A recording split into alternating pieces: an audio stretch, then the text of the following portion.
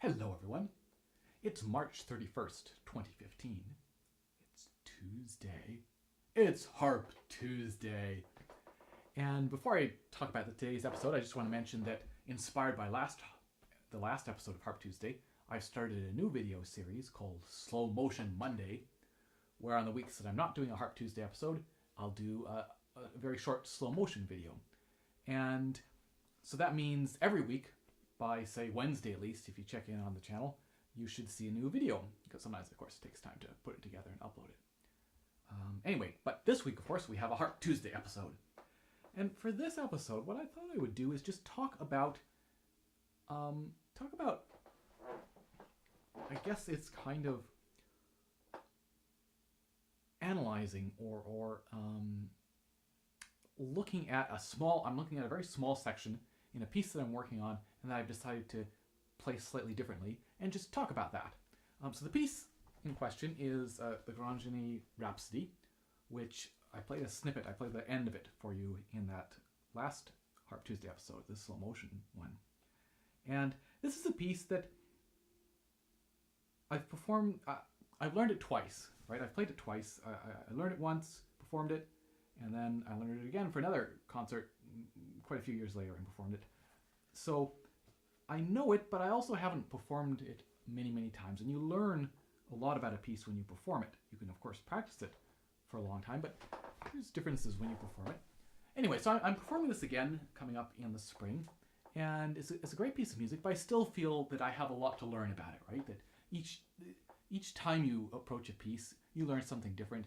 And just living with a piece, over time, your approach to it may change, which is cool, right? Which is awesome. And so for this, I want to talk about this little section on my edition. It's on page 9. This recitativo here that I'm just gonna let me play it sort of the way I was playing it.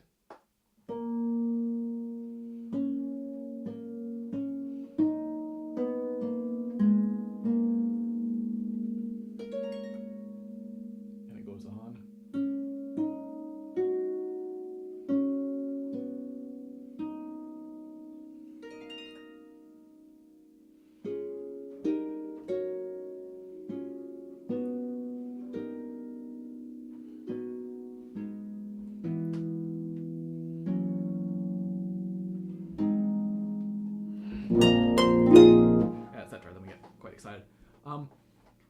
So it's this opening little section, and Grandjany's got it marked. I believe a reasonable translation would be to say rather marked. And recitativo just means it's as if you're talking, right? You're reciting. It's of course opera. They often, when they're not actually singing an aria, they're often speaking but also singing at the same time. So I was feeling, I'm just looking at this little bar here, right?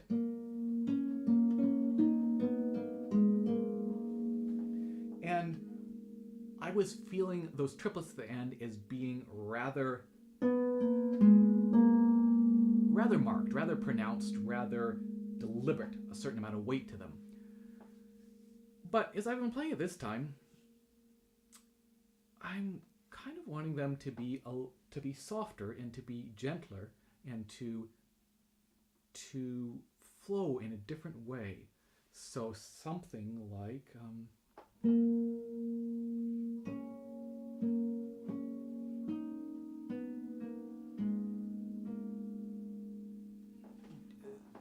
a different feel to that. And I'm not sure if that's what I'm going to do, but I'm kind of liking that. And I just want to talk about how I approached that looking at this. So this is actually a little interesting thing, because I think what we want to do is hear the harmonic, because that's the interesting thing. And this right hand is just there partly perhaps for safety's sake, doubling what the left hand is playing the harmonics and close to the soundboard. And it's easier, of course, to shape just a normal fingered passage, right? To do what we want with it. We could do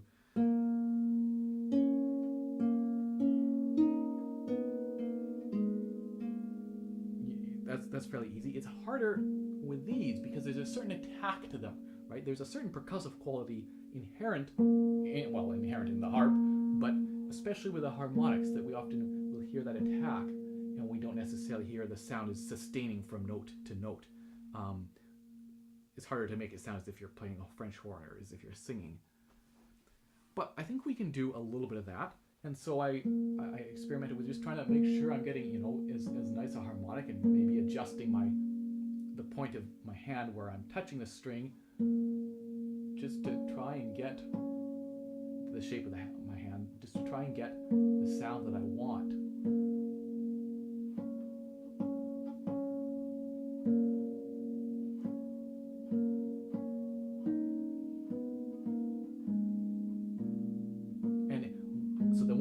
Trying to sneak onto that B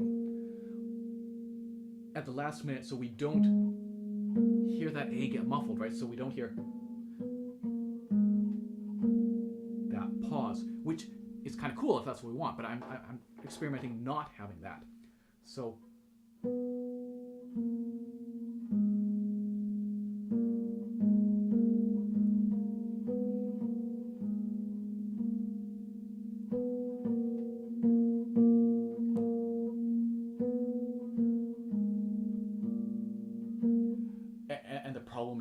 is that if I'm trying to play that really, really gently, but maybe I'm not quite getting enough pressure because I'm worried about muffling the surrounding strings. So I got to make sure I am holding that B enough to make it sound as a harmonic. And again, trying to sneak that hand in without doing too much surrounding muffling.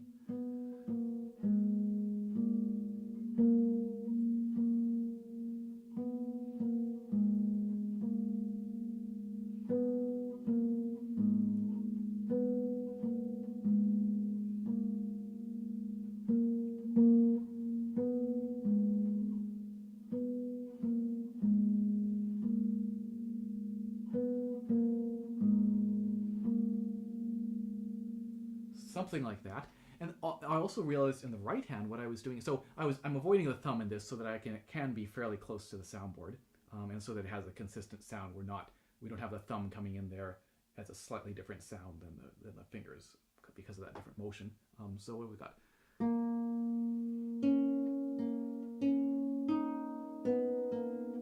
So I was definitely stopping that B.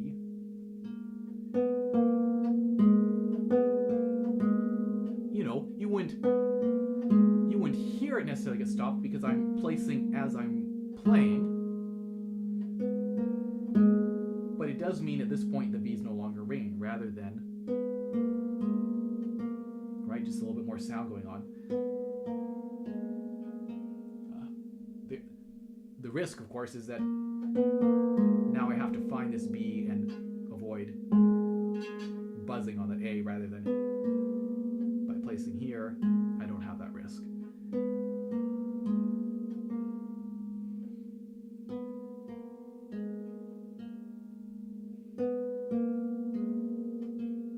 And again, placing that last note so that we're slowing down, right? We're stretching that a little bit. But it's not obvious.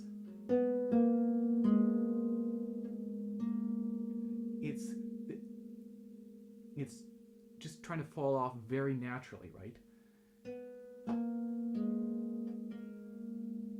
There's that little bit of stretch that makes it so delicious, but it's not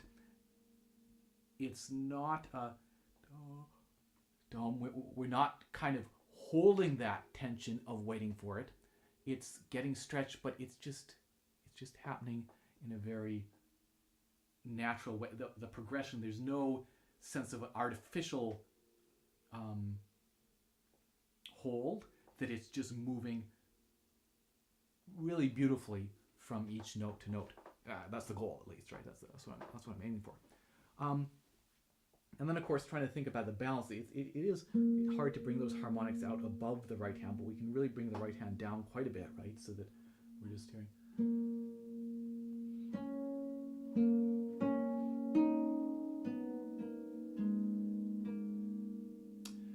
There's maybe just a tiny bit too much pause there between the A and the B. That was okay, but not exactly what I'm hoping for.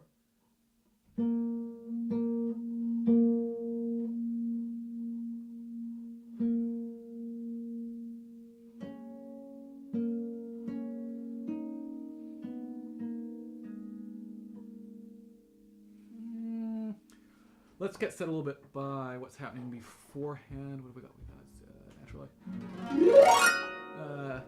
A natural. No, it is an A sharp. Oh right. We need that G. G sharp, right?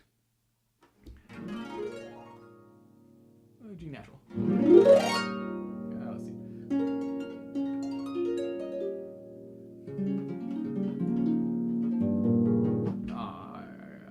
Yeah, fine. Okay, I think we got it now.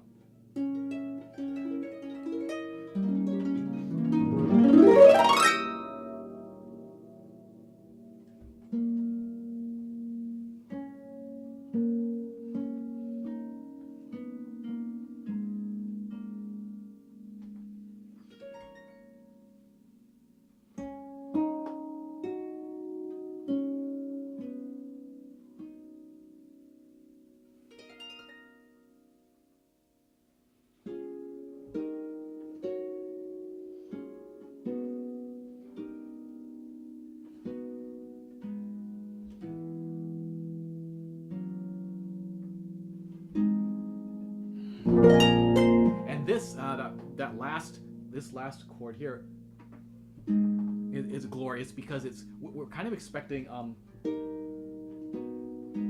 winding down, right?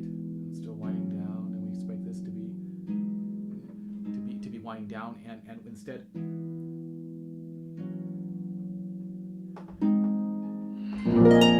almost imagining that note is starting fairly soft, that chord is starting fairly soft, and then crescendoing into this.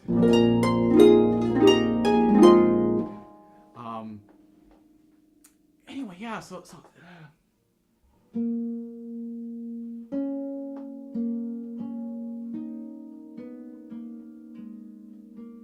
there's still too much of that bump, bump, bump. And maybe that is what I want. Maybe that's what I end up doing. Let me give that one more try.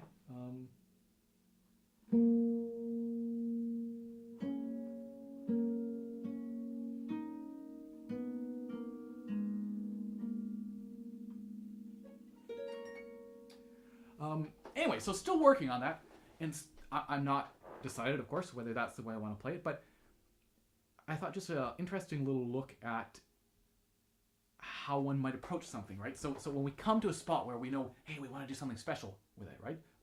Or where the phrasing is really important, and we're not exactly sure, we want to make sure that it's that perfect placement in time of each note. So just go over it a bunch of times and try to zero in on that perfect placement. And this piece in particular, I think, is a piece where timing is very important.